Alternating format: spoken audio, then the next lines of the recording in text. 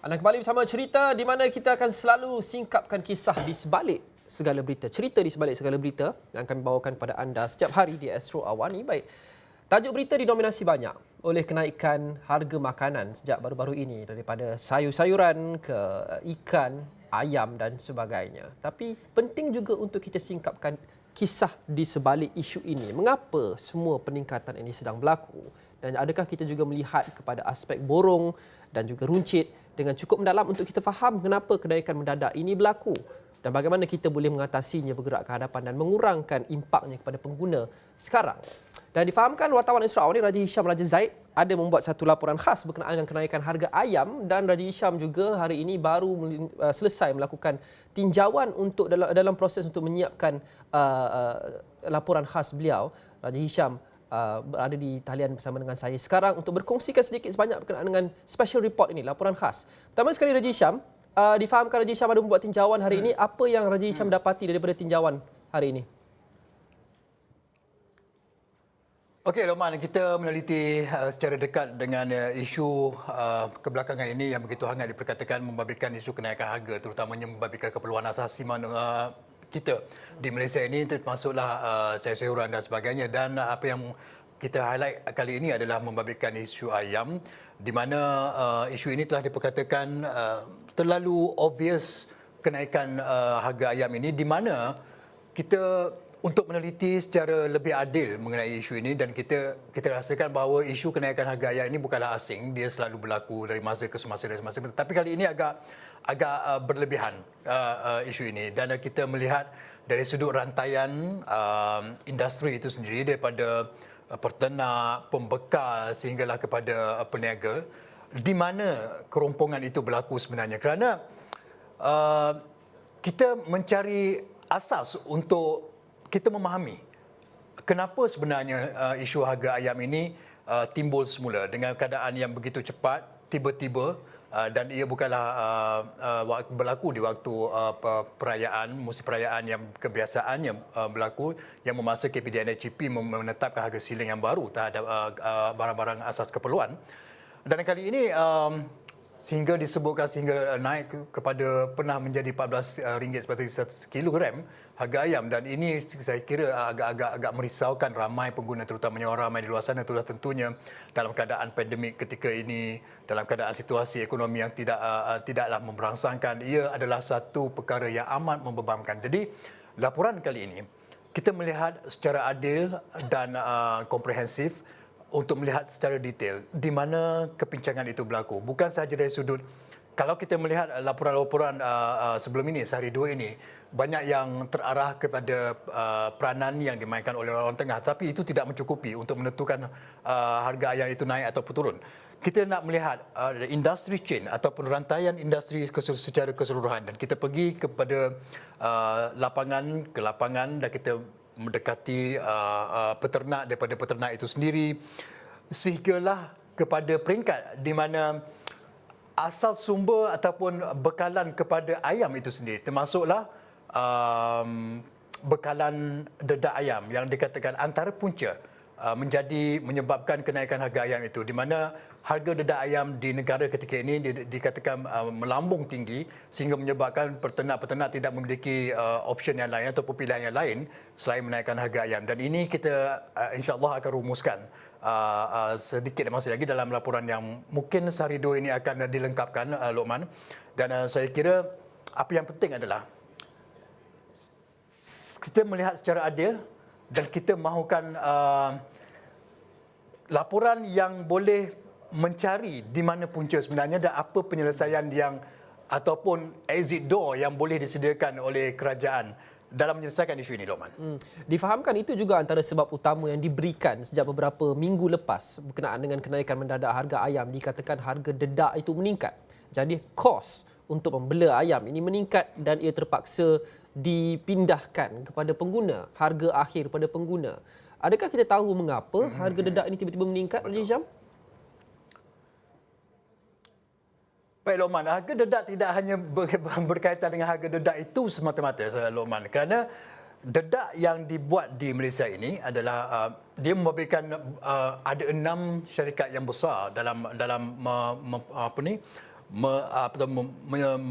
membekalkan dedak ayam di Malaysia ini, dan kita tidak nafikan daripada pemerhatian kita sendiri, kita mendapati bahawa harga dedak ayam mula naik sekitar 2 tahun kebelakangan ini, dan ia bukanlah pertama kali berlaku di Malaysia ini, dan ada kewajaran tertentu yang menyebabkan ia naik, dan ia membabitkan sumber-sumber yang lain termasuk kelapa sawit, jagung dan sebagainya. Itu adalah antara ramuan untuk membuat dedak ayam di negara ini. Dan harga bahan-bahan mentah atau raw material ini adalah terkait rapat dengan harga semasa komoditi yang memberikan pasaran global, di mana kalau kita ambil satu contoh, kita melihat kepada kelapa sawit.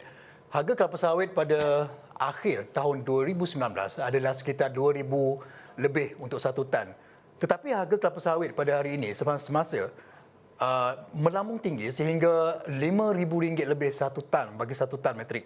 Dan ini sudah tentunya memberikan impak yang besar sebenarnya dalam proses menyediakan dedak ayam sebelum ia diagihkan kepada peternak, dan tentunya ia memberi impak kepada harga dedak itu sendiri. Daripada, kalau ikutkan daripada peringkat awal di tahun 2020, harga bagi 50 kg dedak ayam di Malaysia ini dijual pada sekitar RM80 macam tu, tetapi kini telah mencecah sehingga RM120 ke RM140, dan tentunya ia membebankan para peternak-peternak di Malaysia ini. Tetapi itu bukanlah satu faktor sahaja, Rahman, kerana kenaikan itu telah pun berlaku sejak 2 tahun, dan ini adalah 2-3 bulan ini tiba-tiba kenaikan harga ayam itu meningkat. Dan tentunya dan apabila saya mendekati syarikat gergasi yang salah satu syarikat gergasi yang membekalkan dedak ayam ni, itu pun menurutnya daripada statistik yang ditunjukkan, graf yang ditunjukkan, rekod yang ditunjukkan dan teks apa semua, banyak kos sebenarnya yang telah diabsorb oleh mereka sendiri, kerana mereka menyedari bahawa jika dia melepaskan semua kos yang ditanggung mereka terhadap dedak ini kepada peternak, tentunya ia akan melibatkan bukan sahaja peternak, daripada harga peternak kepada pembekal itu segi akan naik, tentunya ia lebih meningkat harganya daripada apa yang ada sekarang ini. Jadi banyak faktor, tetapi ada juga faktor-faktor lain yang itu antara salah satu faktor.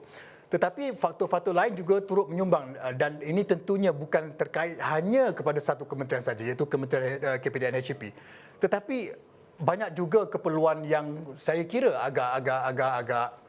agak kritikal adalah kerana kekurangan tenaga kerja, membabitkan daripada peternak kepada orang tengah, dan juga pusat pemprosesan ayam itu sendiri. Kerana mereka ketika ini agak menanggung kos yang tinggi, hire pekerja itu sendiri, dan kita perlu akui bahawa kita masih kekurangan tenaga kerja daripada pekerja asing. Dan ini adalah sangat-sangat bermasalah dalam menentukan bekalan ayam di pasaran itu. Bukan saya pergi ke salah satu peternak ayam yang antara yang besar di negara ini. Saya melihat sendiri keluasan yang begitu besar, jumlah ayam yang lebih kurang saya suku juta, ada 300,000, itu baru satu, dia mempunyai 3-4 kilang. Di mana bila saya perhatikan bahawa tidak mungkin kita tidak mempunyai bekalan ayam yang cukup, dan itu memang diakui oleh mereka sendiri. Bukan hanya kerana bilangan ayam itu sahaja, tetapi ia turut melibatkan tenaga kerja dalam rantaian proses keseluruhan industri ayam itu sendiri, Lokman. Ya. Dan dalam proses menyiapkan laporan khas ini, Raja Hisham juga sudah tentu membual ramai penternak juga. Apa cadangan yang mereka utarakan untuk mengatasi masalah ini ataupun untuk mengelakkan ia daripada berulang bergerak ke hadapan? Kita dah sebut berkenaan dengan kos harga dedak, di mana kita ada kebergantungan kepada negara-negara luar untuk bahan mentah membuat dedak itu. Adakah kita perlu meningkatkan, mengurangkan kebergantungan kita kepada negara luar, dan kita perlu membangunkan ataupun kita grow bahan-bahan kita sendiri untuk menghasilkan dedak dan kita boleh kawal harganya?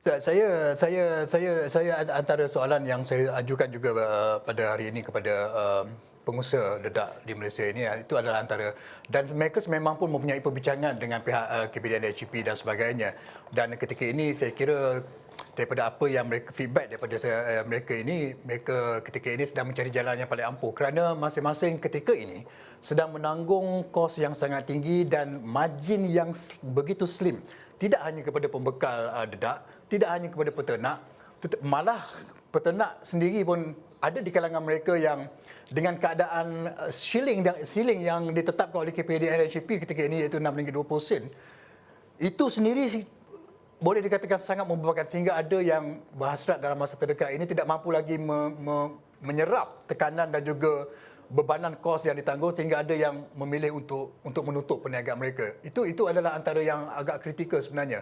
Walaupun dalam keadaan yang volume yang sangat besar perniagaan mereka menternak ayam itu, tetapi itu adalah opsi terakhir mereka dan itulah yang hanya mereka nampak ketika ini. Itu antara yang kritikal ketika ini dan saya kira ini adalah salah satu cabaran yang paling besar ketika ini melibatkan Kementerian KPDN-HCP dan tentunya yang membabitkan kementerian-kementerian lain seperti Kementerian Pertanian dan juga Kementerian Sumber Manusia yang saya kira memerlukan penyelesaian yang paling ampuh dalam kadar waktu yang paling segera, Lokman.